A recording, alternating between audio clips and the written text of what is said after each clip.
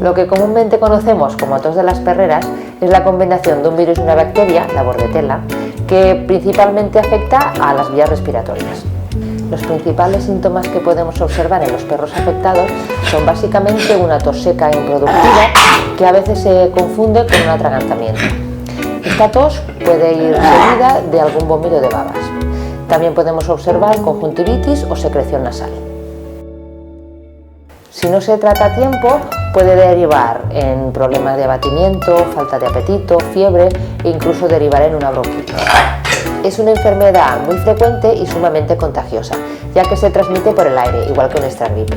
Puede afectar a cualquier tipo de perro, pero es más frecuente en cachorros o en animales geriátricos.